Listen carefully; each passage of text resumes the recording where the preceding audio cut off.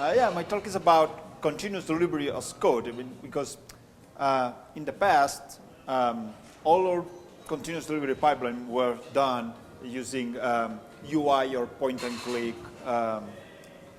process. Like you go to probably Jenkins, which is the de facto tool, and you go there and you start to point and click.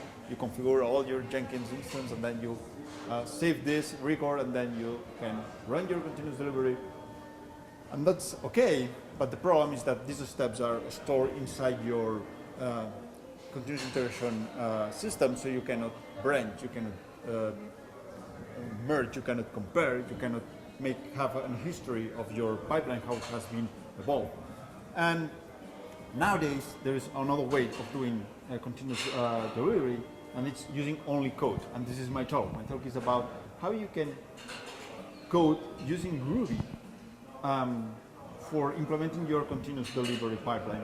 And basically, you're using Gradle for individual steps, and then for orchestrating all these tasks, you're using Jenkins pipeline, which basically is a Groovy DSL, which allows you to program your pipeline as you did before with manual UI and point-and-click steps.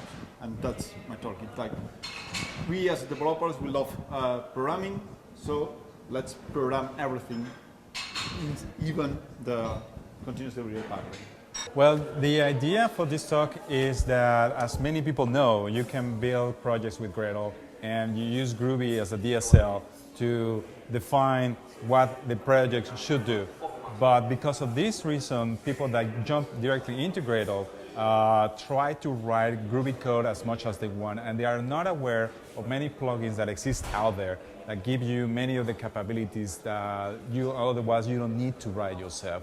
So this talk presents a handful of plugins, around 10 or 12, that I have found that I often use in my projects, where there is almost no need to configure your code in your build. It's just a matter of adding the plugin, adding the configuration, maybe tweaking a few properties, and you get a lot of behavior for free. The AccuRest plugin for Gradle is a plugin that allows you to easily define and test REST contracts. And when you're working with stubs, it ensures that the server really works as the stubs define it.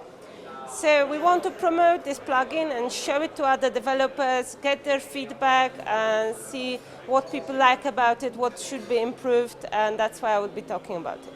I picked Gradle to test Spring Cloud because of the possibilities to customize the build, to have the runtime dependencies prepared properly, because of, let's say, due to choosing Gradle, the build is very clear, the build file is very clear, understandable, and highly customizable. So people can, by just changing one system property, they can build completely different blocks of systems, right? Yeah, so that's pretty much it.